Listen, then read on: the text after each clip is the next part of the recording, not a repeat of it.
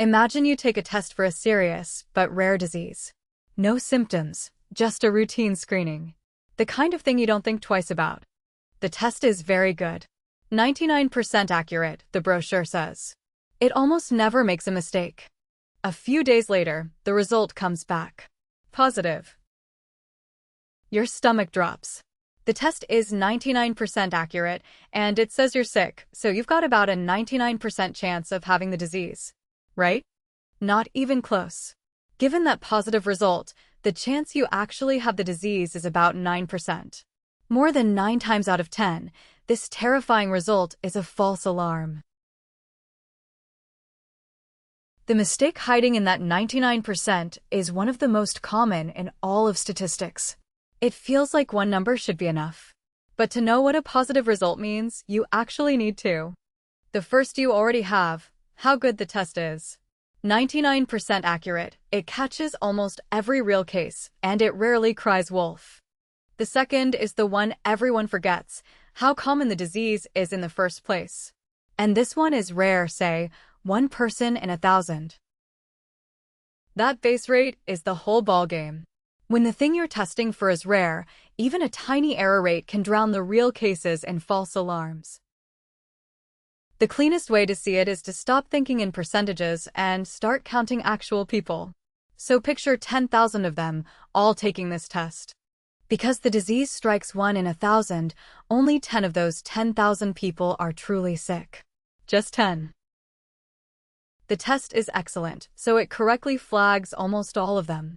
10 sick people, 10 positive results. So far, so reassuring. But now the other 9,990 people, the healthy ones. Remember, the test is wrong just 1% of the time. But 1% of 10,000 is still about 100 people. 100 perfectly healthy people, all of them told they're positive. So add them up. Around 110 people got a positive result, but only 10 of them are actually sick. 10 out of 110. About 9%. What you just did by counting has a famous name: Bayes' theorem. It looks intimidating, but it's only doing the bookkeeping you already did by hand. It weighs two things against each other: how strong the evidence is, the positive test, against how unlikely the thing was to begin with, the rare disease. Drop in the numbers: a 1 in 1,000 disease, a 99% test, and the theorem grinds through the same 10 versus 110 you found by counting. And it lands on the same answer, about 9%. The math and the head count agree, because they're the same idea wearing different clothes. Bayes' theorem isn't handed down from on high, it falls out of one simple fact in about 3 lines. There are 2 ways to write the probability that 2 things, A and B, are both true. You can read it as the chance of A given B, times the chance of B. Or as the chance of B given A, times the chance of A. It's the same event either way, so those 2 expressions have to be equal. Now just divide both sides by the probability of B. On the left, you're left with the chance of A given B, exactly the thing you want to know. And on the right sits Bayes' theorem, fully formed. The only fiddly piece is that bottom term, the overall chance of a positive.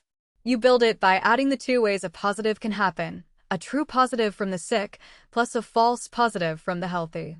Put it together, and you've got the whole machine: the chance you're sick given a positive, assembled entirely from numbers you can actually measure. No magic, just careful counting, written in symbols. There's an even slicker way to run Bayes, one you can almost do in your head. Stop using fractions and start using odds. Before the test, the odds that you're sick are 1 to 999. 1 sick person for every 999 healthy ones. Now form the likelihood ratio. How much more likely a positive is if you're sick than if you're not? That's 99% over 1%, a factor of 99. And the rule could not be simpler. Posterior odds equal prior odds times that ratio. 1 to 999 times 99 gives 99 to 999. Which is about 1 to 10, a 9% chance. The same answer as before, with almost no algebra. Multiply your odds by the strength of the evidence. That is the whole of Bayesian thinking. This also tells you exactly what to do when a single result isn't enough. Test again. And in the odds form, that update is almost trivial. After the first positive, your honest belief is no longer 1 in 1,000, it's about 9%. So that becomes your new starting point. Your new prior. A second, independent positive multiplies your odds by 99 all over again. 99 to 999 times 99. And now the picture flips completely. The probability that you're sick jumps to about 91%. One scary test was almost nothing. 2 is almost everything. That's why doctors confirm. A single positive is a question, not a verdict, and each new piece of independent evidence multiplies in, pushing a tiny prior all the way to near certainty. And to really feel how much the base rate matters, change only that one number and watch the whole answer move. Suppose the disease were 10 times more common, 1 in 100, instead of 1 in 1,000. The exact same test, the exact same 99%. Now your prior odds are 1 to 99.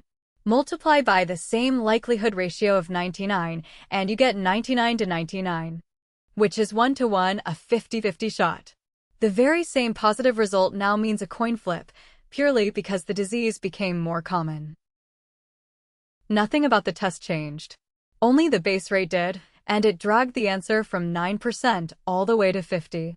The prior isn't a footnote, it's the whole story. Push it to the other extreme, and it gets genuinely alarming. Imagine screening a whole population for something truly rare, say, one dangerous person in a million. And give yourself a fantastic test. 99.9% accurate, far better than almost any screen that exists in the real world. Now point it at 1 million people. It correctly flags the one real case you were looking for. So far, so good. But that tiny 0.1% error rate, spread across 1 million people, throws up about 1,000 false alarms. 1,001 people flagged, and exactly 1 is real. The chance that any given flag is correct is about 1 in 1,000, a tenth of 1%. The rarer the needle, the more the haystack lies. And this is not a classroom puzzle.